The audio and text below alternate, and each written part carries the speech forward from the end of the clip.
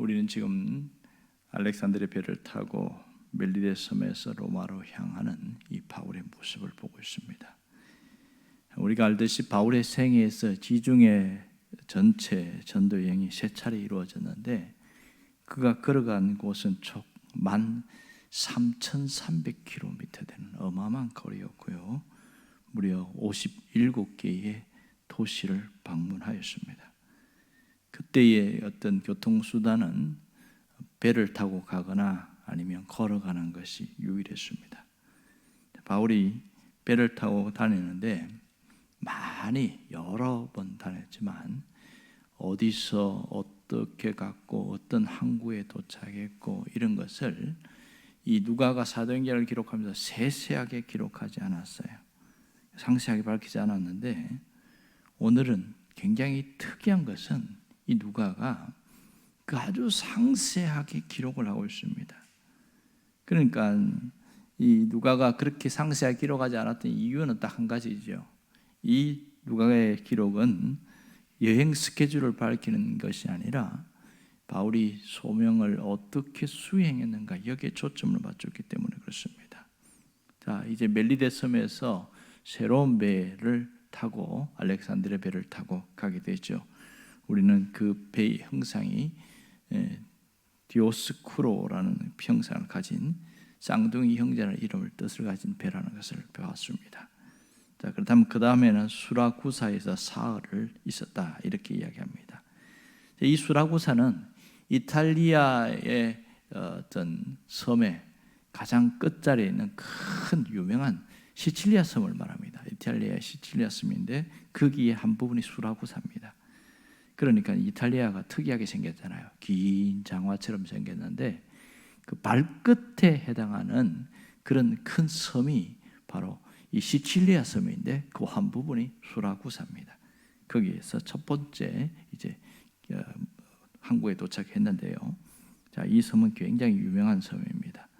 자, 그런데 거기서 사흘간 있었어요. 그러다가 다시 또 움직입니다. 그 섬에서 바로 옆으로 가면 레기온이라는 곳에서 또 하루를 정박을 합니다. 그리고 거기에서 그 해협이니까 메시나 해협을 따라서 쭉 위로 올라가면 이제 이탈리아 본토가 나오죠. 그게 제일 첫 번째 항구가 무슨 항이냐면은 바로 보디올이라는 항구였습니다. 이 보디올이라는 항구에서 첫 발을 내디는데 바울이 어떤 그렇게 바울이 가고자 드디어 4년 만에 로마에 도착을 하게 됐으니까 얼마나 감격스러운지 우리는 충분히 짐작할 수 있습니다. 자, 거기서 걸어서 이제 로마까지 중심부까지 가는데 약 220km입니다. 걸어서 며칠이면 도착할 수 있는 곳이죠. 그런데 희한한 것은 그 보디올에서 7일 동안 머물러 있었다 이런 얘기를 하고 있습니다. 왜 7일 동안 머물러 있었는가? 특이한 것은 오늘 이 부분이라고 할 수 있죠. 자, 우리가 지금까지 바울이 석 달 동안 멜리데 섬에 있다가 거기서 배를 타고 다시 이제 올라옵니다. 이제 수라쿠사가 이탈리아 가장 남쪽에 있는 큰 섬의 한 부분이었으니까 수라쿠사가 섬 이름이 아니고 시칠리아가 섬 이름이지요. 자, 그렇다면 이렇게 계속 올라가다가 하나님 입장에서 봤을 때 바울이 가야 될 곳은 로마란 말입니다. 그 로마로 가야 되니까 하나님이 섭리하셔서 바로 다이렉트로 로마로 올라가게 하시면 옳지 않을까, 그게 좋지 않을까 그런 생각을 했습니다. 그런데 희한한 것은 이 수라쿠사에서 3일간을 머물러 있어요. 왜 머물러 있는지 이야기가 없습니다. 아마도 거기서 화물을 내렸을 가능성도 있고 또 하나는 배가 바람으로 움직이니까 바람이 불지 않아서 머무를 수도 있습니다. 왜 이걸 안 썼냐? 안 중요하니까 기록하지 않은 것이죠. 여기서 3일 머물렀다는 것, 이게 중요하다는 거고 그 다음에 또 이렇게 쭉 내려가다가 레기온에서 하루를 머물렀습니다. 이것은 배가 바람을 타고 가야 되는데 바람이 안 불었기 때문에 그럴 가능성이 거의 많습니다. 그 다음에 이제 보디올이라는 이제 외항에 드디어 도착하게 되죠. 이제 도착했는데 여기서 7일을 머무는 까닭은 거기에 보디올에 있는 그리스도인, 이제 로마 지역의 그리스도인들이 바울이 왔다는 소식을 듣고서 재빠르게 바울을 만나기를 원했고 그렇게 해서 함께 하셨다는 것을 알 수 있습니다. 여기서 특이한 것은 바울은 지금 미결수이지만 제수의 신분이잖아요. 어떻게 이게 7일 동안 머물 수 있었느냐? 말이 안 되는 거죠.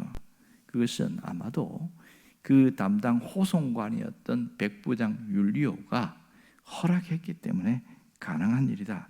그렇게 말할 수 있죠. 참 특별한 경우 아니겠습니까? 이 율리오가 바울을 위해서 모든 사람들이 7일간 거기 머물러 있다는 건 굉장히 어려운 일입니다. 그런 일을 했어요. 그러니까 왜 이렇게 했느냐? 백부장 율리오가 왜 이런 특혜를 줬느냐?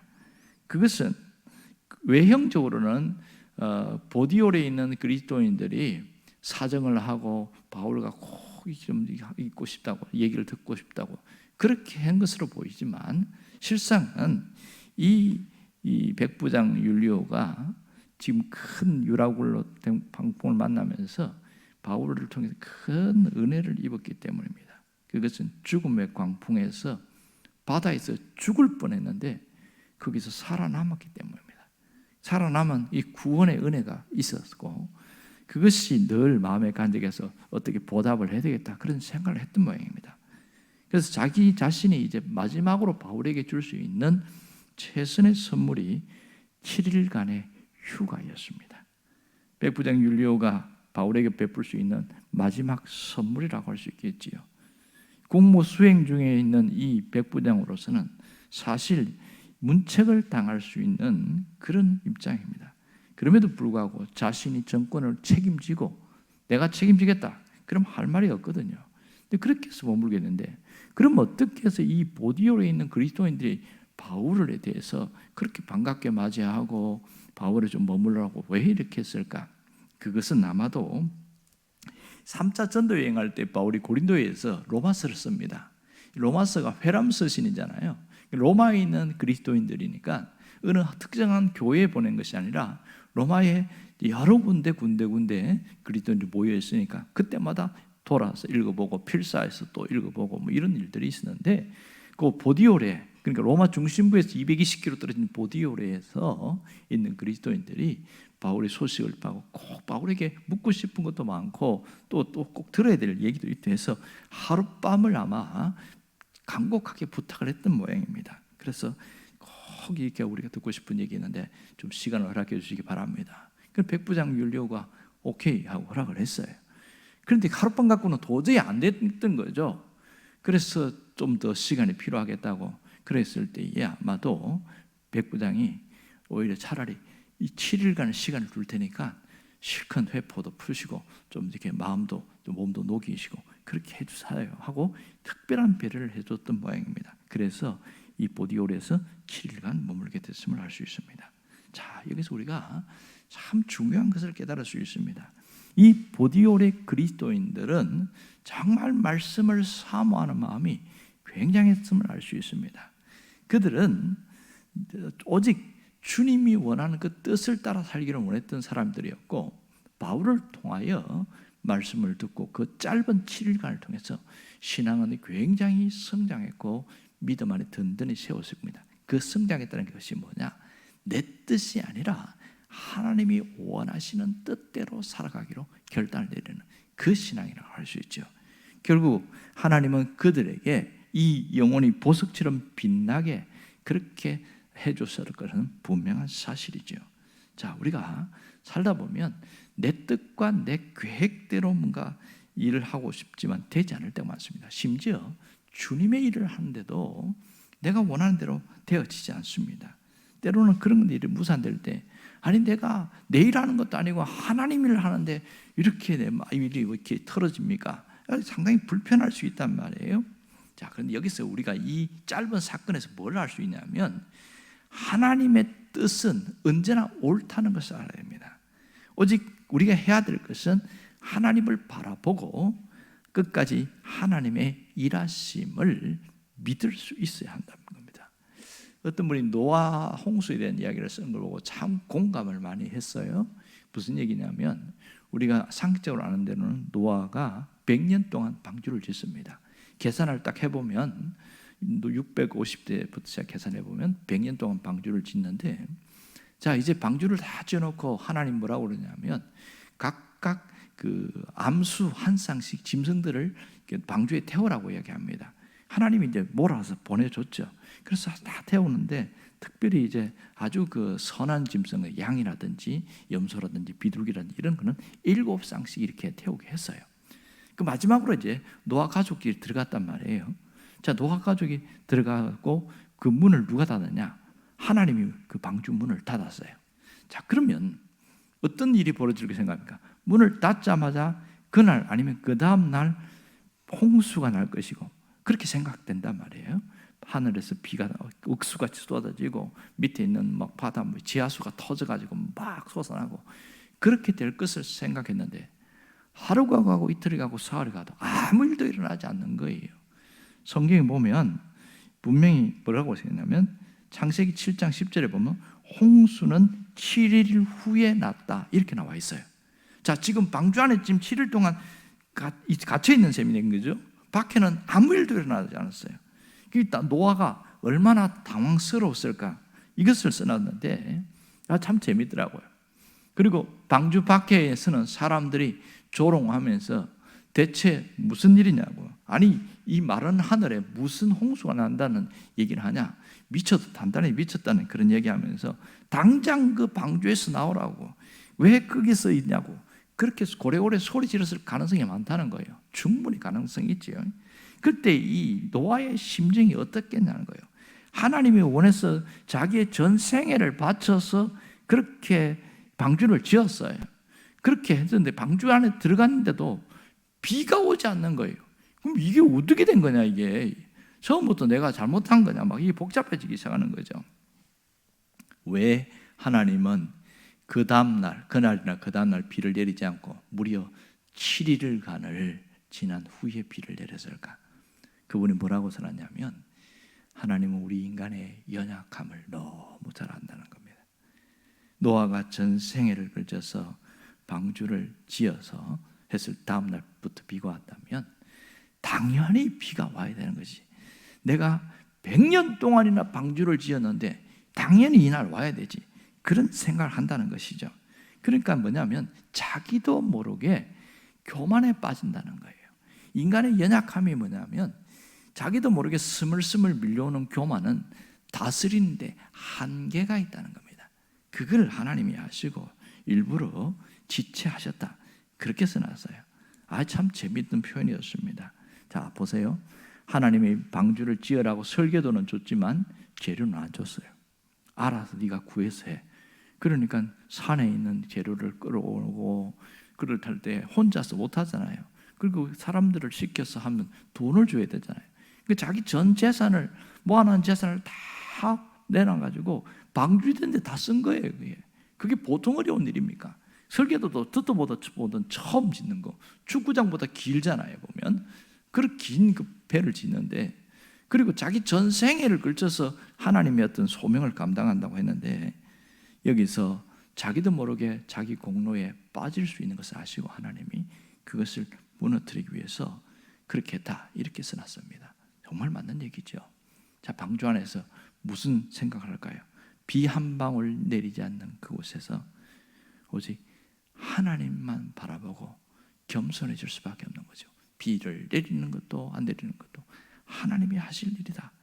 그러고 나서 노아는 온전히 하나님만 바라보는 그런 사람으로 세워지고 그 하나님의 뜻과 섭리 안에서 순복하는 그런 마음이시다, 이렇게 써놨어요. 참 맞는 얘기입니다. 자, 그 얘기를 오늘 이 바울 얘기와 비교하면 거의 맞죠.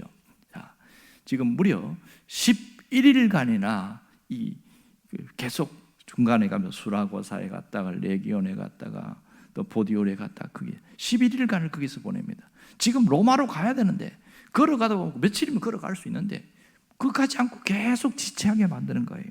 이렇게 지체한 것은 바로 이 노아의 모습과 비슷한 면이 많습니다. 이 바울이 자신의 사명을 감당한다 하지만 자기도 모르게 스물스물 밀려오는 그 교만에 빠지지 않게 하려는 하나님의 의도가 있었음을 알 수가 있는 것이죠. 그는 마지막까지 주님의 뜻에 복종하려는 그런 모습들이 있습니다. 여러분, 하나님의 일이라도 우리의 생각과 계획대로 되지 않습니다. 그러나 하나님은 일하고 계심을 알 수가 있는 것이죠. 여러분, 우리가 해야 될 일은 항상 자신을 쳐서 하나님께 복종시키는 겁니다. 내 계획과 내 생각도 쳐서 복종을 시키는 게 중요합니다. 자기를 쳐서 복종시킨다는 것을 어떻게 할 수 있을까요?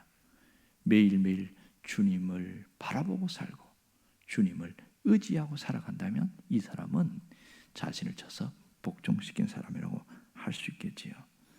때로는 하나님이 우리 계획을 어긋나게 하거나 지연되게 하거나 또는 실패처럼 보이게 할 때가 있습니다. 그것은 우리가 나도 모르게 스물스물 밀려오는 그 자기 교만에 빠지지 않게 하려는 하나님의 배려라고 할 수 있겠지요. 그러므로 우리는 항상 그리스도 앞에서 나는 죽고 그리스도만 드러나는 그런 모습으로 살아간다면 절대로 우리 신앙이 변질되거나 타락하지 않는다는 것이죠. 갈수록 우리의 영혼은 더욱더 빛나게 될 것이고 하나님이 아름답게 빚어가는 그런 인생이 될 거라는 겁니다. 여러분, 지금 눈앞에 있는 모든 일에 대해서 털어졌다고 마음 상하지 말기를 바랍니다. 하나님께 맡기고 하나님 오히려 찬양하고 그분의 뜻대로 될 것이다. 전적으로 믿는 그 마음의 훈련이 필요해요. 하나님을 의지하는 것 훈련 없이 불가능합니다. 여러분의 수십 번, 수백 번의 훈련을 통해서 온전히 그분의 뜻을 따라가게 되어지는 그런 일이 되는 거죠. 결국은 우리가 예수님의 기도처럼 되어지는 거예요. 분명히 하나님의 뜻이지만 내가 원하는 바가 있지만 나의 원대로 마옵시고 아버지의 원대로 되기를 원하나이다. 그 고백이 진심으로 나오게 되는 자연스럽게 거기에 대해서 어떠한 마음의 불편함도 없게 되어진다는 것이죠. 오늘 우리가 이렇게 주님 안에서 놀랍게 성숙되는 자가 되기를 간절히 바랍니다. 기도하겠습니다.